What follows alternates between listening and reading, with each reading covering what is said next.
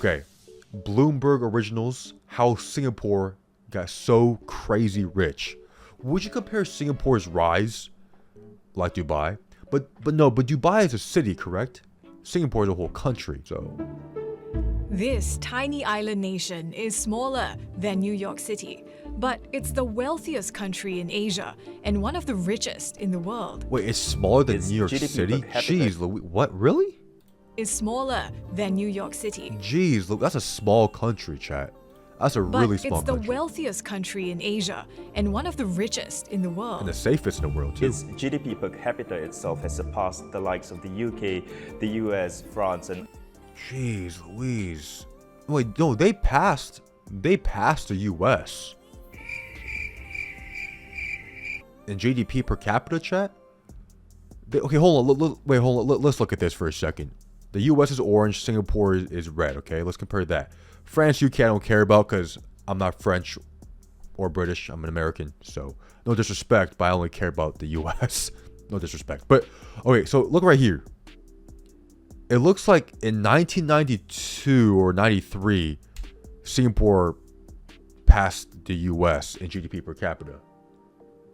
Jeez Louise. And if you want to talk about France and UK, Singapore already passed, what's it called, France in like 1988, 89. And then they went past the UK in like 86, 87. Wow.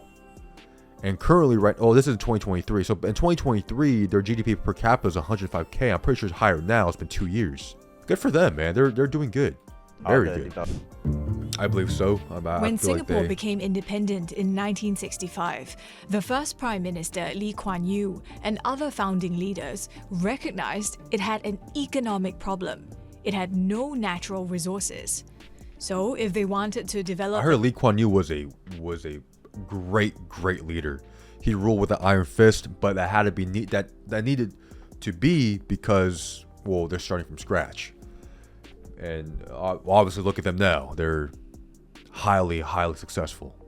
In 2004, Lee Hsien Loong, Lee Kuan Yew's eldest son, took over the premiership.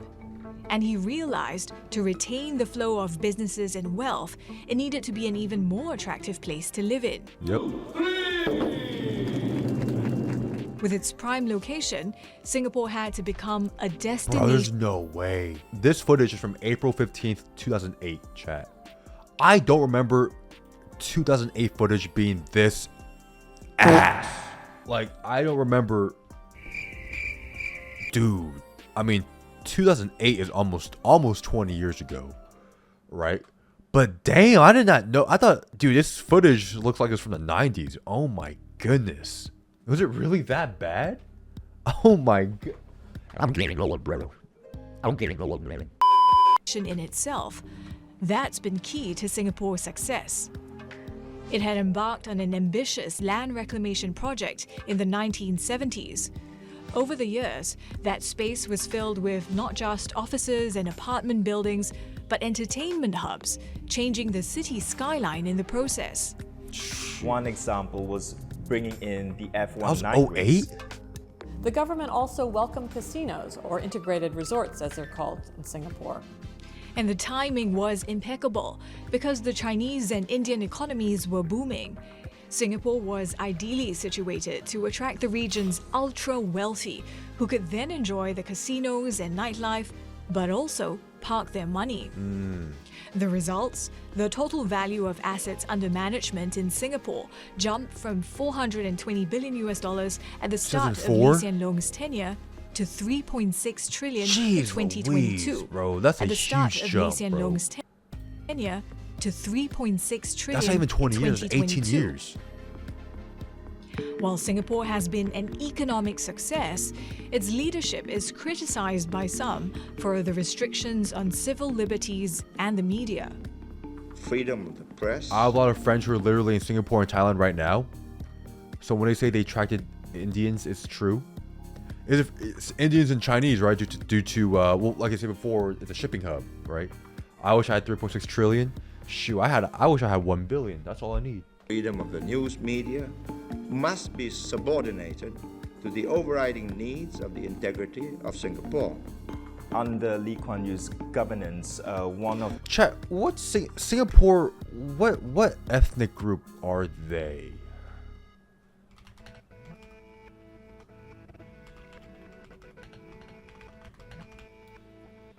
Okay, so what ethnicity are Singaporeans? Singaporeans are diverse, multicultural, people officially categorized into 4 main ethnic groups.